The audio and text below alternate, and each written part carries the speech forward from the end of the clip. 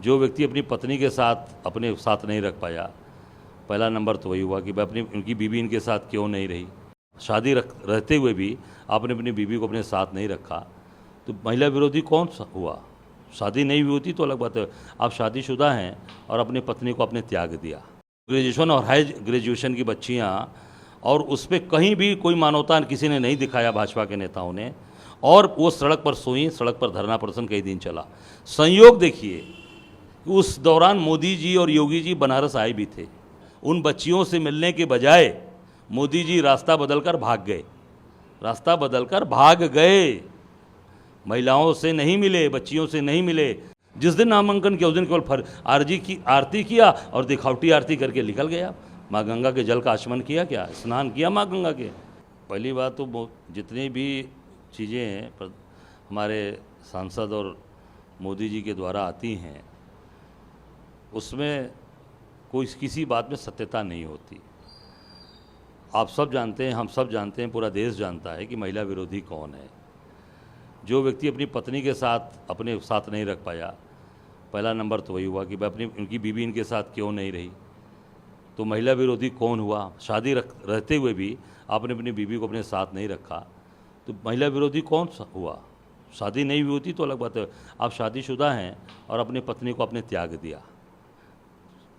पहला ये हुआ, जो कोई अपनी पत्नी को, अर्धांगिनी को अपने साथ नहीं रख पाया, जो हमारे सनातन धर्म में होता है। दूसरा, बनारस में जहाँ के आप सांसद हैं, यहाँ पर लगातार बीएचयू में, काशी हिंदू विश्वविद्यालय में बच्चियों के साथ हमेशा अमानवीय कृत्य हुआ। आप देख सकते हैं, एक बच्ची के साथ आईटी बीएचयू की बच्ची, जिसके साथ 3 भाजपा के आईटी सेल के इनके नेताओं ने मतलब सामूहिक दुष्कर्म किया, वीडियोस बनाए, और उस पर कोई कार्रवाई नहीं हुई। साधारण धारा मुकदमा लिखकर, जब वो भी वहाँ के बच्चों ने सड़क पर उतरकर प्रोटेस्ट किया, कई दिन तक प्रोटेस्ट हुआ, उसके बाद उसे मुकदमे लिखे गए और साधारण उनको धाराओं में उनको जेल भेजा गया। कोई उनके ऊपर न उनका घर गिराया गया, न उनका बुलडोज किया, ताकि उनको कोई एक ऐसी सीख मिले कि हम दोबारा ऐसा कुछ नहीं कर सकते, कभी जीवन में कुछ सोच न सके, डर जाएं लोग। जैसा योगी जी कहते हैं, इनके जो शिष्य हैं, मोदी जी के जो शिष्य हैं, वो बोलते हैं जो कि हम जो है मतलब लोगों को हमारा नाम लेते हैं तो कानून व्यवस्था वहाँ स्थापित हो जाती है। कुछ नहीं हुआ, उनको जेल भेज दिया गया। उपचार किए मध्य प्रदेश में जाकर, उसके बाद आए तो उनको केवल पुलिस के हैंड ओवर कर दिया गया और जेल में आराम से जेल में काट के शायद निकल गए, क्या है मुझे नहीं मालूम, पर कोई कार्रवाई ऐसी नहीं हुई जिससे कि एक मिसाल बने। उसके पहले चलिए आप बनारस में, यहाँ जो मैंने सुना कि शायद वो महिला वंदन कार्यक्रम के इंचार्ज बनकर आए थे, पूर्व वीसी बीएचयू के गिरीश चंद्र त्रिपाठी नाम था उनका, उनके समय में बच्चियों के साथ क्या अमानवीय कृत्य किया गया था। वो बच्चियाँ सड़क पर बैठी, धरना दी, उनको बीएचयू हॉस्टल के अंदर महिला छात्रावास को लॉक कर दिया गया, बंद कर दिया गया था, याद होगा। वो बच्चियाँ सड़क पर सोईं, घाटों पर सोईं। वो जवान बच्चियाँ, जो ग्रेजुएशन और हाई ग्रेजुएशन की बच्चियाँ, और उस पर कहीं भी कोई मानवता किसी ने नहीं दिखाया भाजपा के नेताओं ने, और वो सड़क पर सोई, सड़क पर धरना प्रदर्शन कई दिन चला। संयोग देखिए, उस दौरान मोदी जी और योगी जी बनारस आए भी थे।